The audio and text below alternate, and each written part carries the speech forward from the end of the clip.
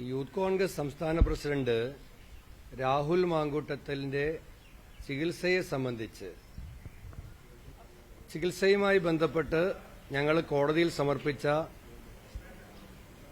ചികിത്സാ രേഖകളെക്കുറിച്ച് സിപിഎം സംസ്ഥാന secretary Shri MV. Govindan master നടത്തിയ പ്രസ്താവന അങ്ങേയറ്റം തരംതാണതും മനുഷ്യത്വരഹിതവുമാണ്.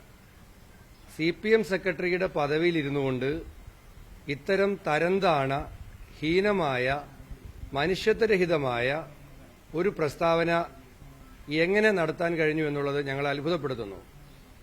രാഷ്ട്രീയത്തിൽ ആരോപണ പ്രത്യാരോപണങ്ങൾ ഉണ്ടാകാറുണ്ട്.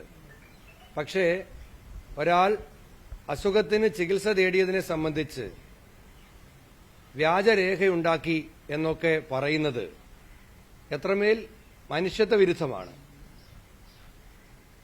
അദ്ദേഹത്തിന്റെ പാർട്ടി കേരളത്തിൽ അധികാരത്തിലുണ്ടല്ലോ.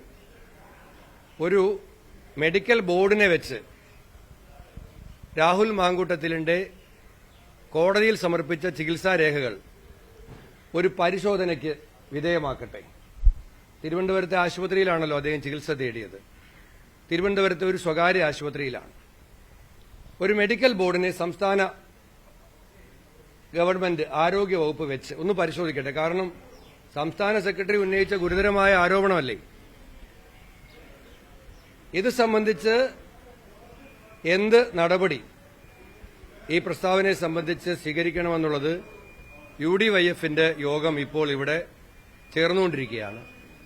അതിന്മേൽ രാഷ്ട്രീയപരമായും നിയമപരമായും എന്ത് നടപടി സ്വീകരിക്കണമെന്നുള്ളത് UDYFന്റെ യോഗത്തിന് ശേഷം UDYFന്റെ നേതാക്കന്മാർ വിശദീകരിക്കും. ആ യോഗം നടക്കുന്നതുകൊണ്ട് ഞാൻ ആ കാര്യം തീരുമാനമെടുത്തിട്ടില്ലാത്തതുകൊണ്ട് ഞാനത് പറയുന്നില്ല. പക്ഷേ ഞാൻ ഉത്തരവാദിത്തത്തോടുകൂടി പറയുന്നു, ഗോവിന്ദൻ മാഷിന്റെ പാർട്ടി കേരളം ഭരിക്കുകയാണ്. ഒരു പരിശോധന ഒരു മെഡിക്കൽ ബോർഡിനെ വെച്ച് നടത്തട്ടെ.